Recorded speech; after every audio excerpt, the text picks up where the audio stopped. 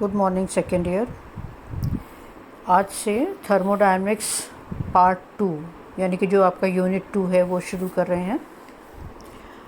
तो जो सबसे पहला टॉपिक है वो क्या है, लिमिटेशन ऑफ फर्स्ट लॉ क्या है, या हम कहें कि सेकेंड लॉ की हमें ज़रूरत क्यों पड़ी, need for the second law. तो second law of thermodynamics provides a means of predicting whether a particular reaction can occur under a specified condition। यानी कि ये जो सेकेंड लॉ है वो हमें बताता है कि फिजिबिलिटी ऑफ द रिएक्शन, कि रिएक्शन फिजिबल है कि नहीं है, जो कि फर्स्ट लॉ हमें नहीं बताता। सेकेंड पॉइंट हम कह सकते हैं कि first law of thermodynamics tells the relationship between absorb heat and work done.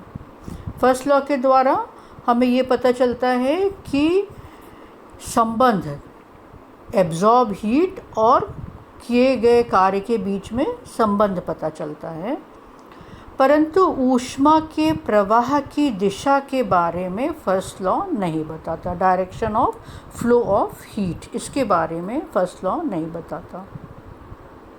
तीसरा पॉइंट हम इस तरह से कह सकते हैं कि the first law states that when heat is converted into work, the work obtained is equivalent to heat absorbed। यानी कि जितना हीट एब्जॉर्ब हुआ है उसी के तुल्य मात्रा में कार्य हो रहा है, ये फर्स्ट लॉ बताता है।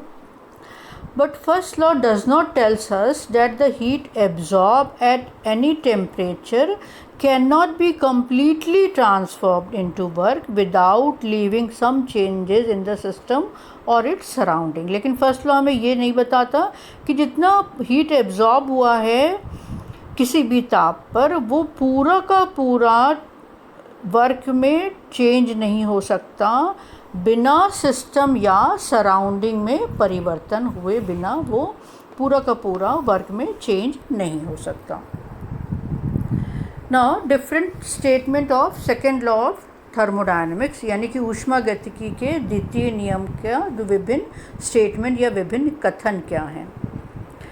तो पहले डेफिनेशन ये है सेकेंड लॉ का कि all spontaneous process like the flow of heat from hot end to cold end, diffusion of gas from high pressure to low pressure और the flow of water down a hill are thermodynamically irreversible. ये first definition, यानी कि सारे जो स्वतः प्रवर्तिता जो प्रक्रम है, जैसे कि ऊष्मा का प्रवाह from high temperature to low temperature या हॉट एंड से कोल्ड एंड की तरफ, गैस का डिफ्यूजन हाई प्रेशर से लो प्रेशर की तरफ, और पानी का प्रवाह डाउन टू अ हिल ऊपर से नीचे की तरफ, ये सारे इरिवर्सिबल या अनुत्क्रमणीय प्रक्रम है।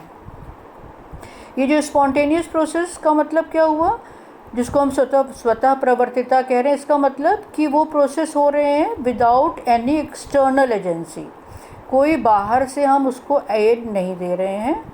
यानी कि जितने भी नेचुरल प्रोसेस होते हैं, जो भी प्रकृति में जो भी प्रक्रम हो रहे हैं, वो सारे के सारे स्वतः प्रवर्तिता हैं या स्पॉन्टेनियस प्रोसेस हैं। तो ये तो सेकेंड लॉ की पहली डेफिनेशन हो गई। दूसरा हम कह सकते हैं the complete conversion of heat into work is impossible without leaving some effect elsewhere.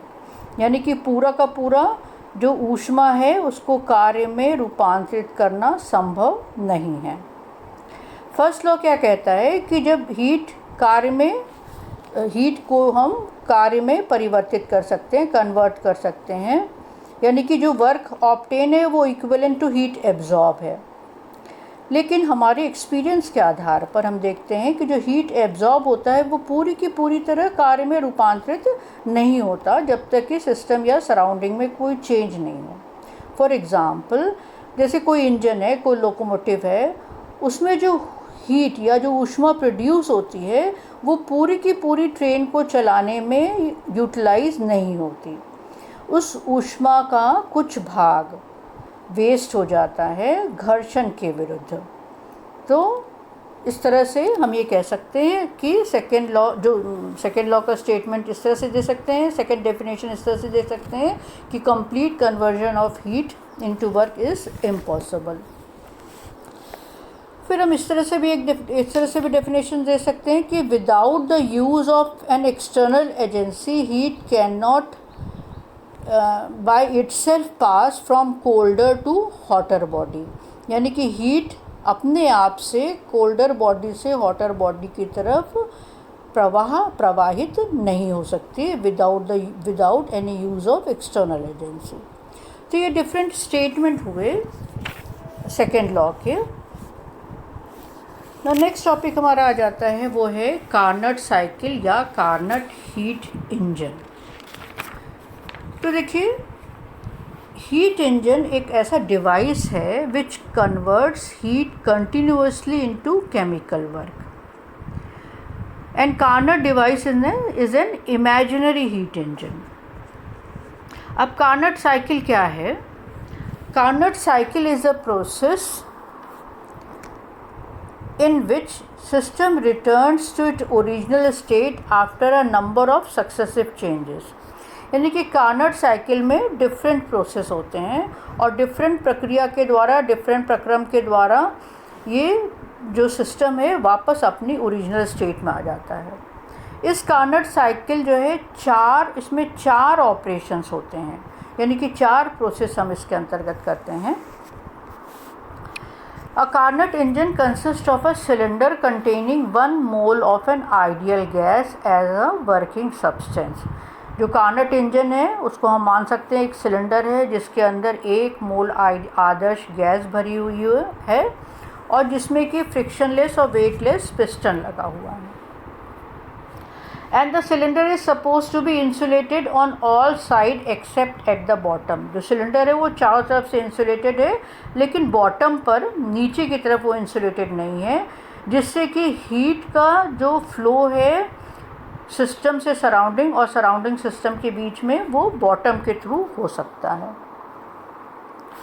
और ये माना गया है कि 2 हीट रिजर्वॉयर हैं, एक हायर टेम्परेचर पर जिसको हम T2 कहते हैं, जिसको सोर्स कहते हैं, और दूसरा लोअर टेम्परेचर पर जिसका टेम्परेचर T1 है, जिसको हम सिंक कहते हैं।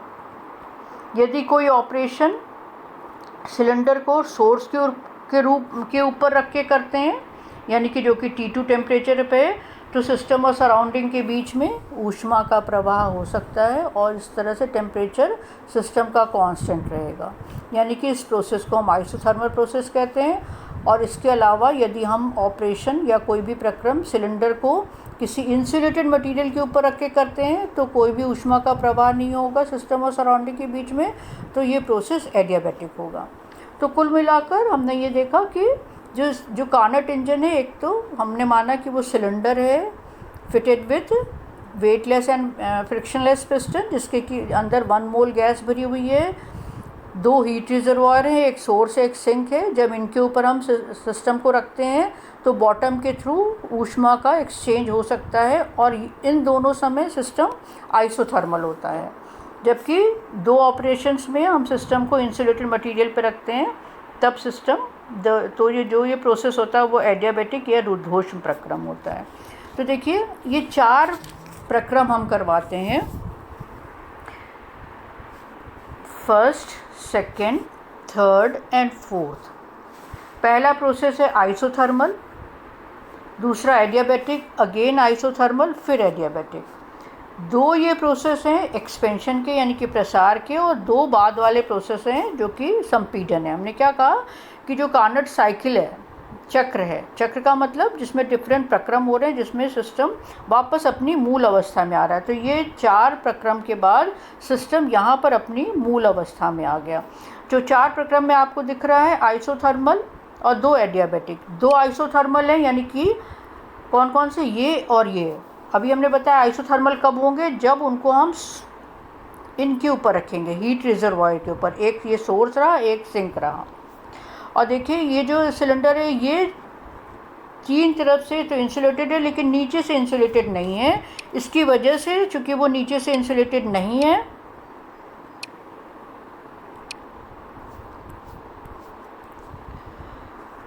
चूँकि नीचे से इंसुलेटेड नहीं है, इसलिए ऊष्मा का आदान प्रदान कौन कौन सी जगह हो सकता है, एक तो यहाँ हो सकता है और एक यहाँ हो सकता है। और इस वजह से यहाँ पर जो सिस्टम होगा 2 केसेस में आइसोथर्मल होगा। और यदि हम सिस्टम को इंसुलेटेड मटेरियल पर रख देते हैं तो सिस्टम एडियाबैटिक हो जाएगा। अब जैसे एक एक के बारे में हम पहले देख लें कि क्या होता है प्रत्येक प्रक्रम में, यानी कि first, second, third and fourth में क्या क्या हो रहा है। तो देखिए पहले हम फर्स्ट वाला प्रोसेस लेते हैं, यानी कि फर्स्ट प्रोसेस क्या है, हमने बताया जो शुरुआत की प्रोसेस है वो एक्सपेंशन है। यानी कि कैसा प्रोसेस हुआ, आइसोथर्मल एक्सपेंशन या समतापीय प्रसार। तो इसमें क्या हुआ, जो सिलेंडर है, ये जो सिलेंडर है इसके अंदर हमने क्या माना है कि 1 मोल आदर्श गैस भरी हुई है। अब मान ले 1 मोल आदर्श गैस जो भरी हुई है उसका आयतन कितना है, V1 आयतन है, और इसको हम सोर्स के कांटेक्ट में रख दे रहे हैं।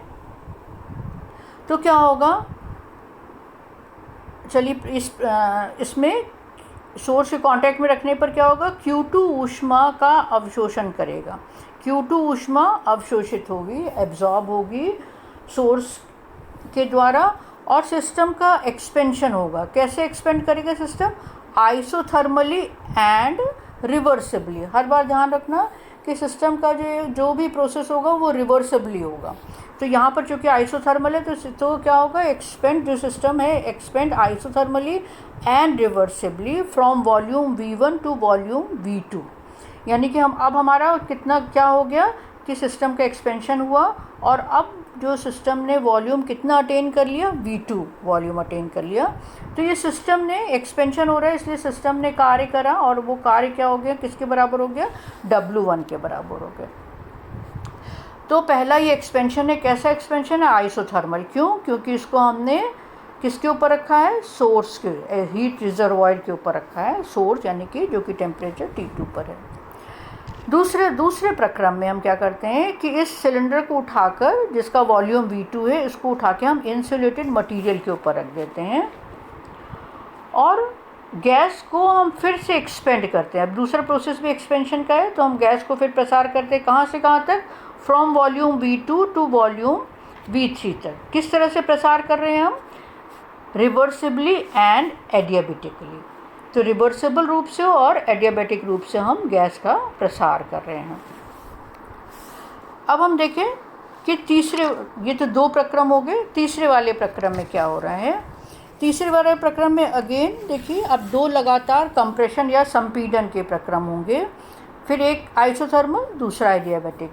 तो तीसरा वाला कैसा होगा, आइसोथर्मल कंप्रेशन या समतापीय संपीडन।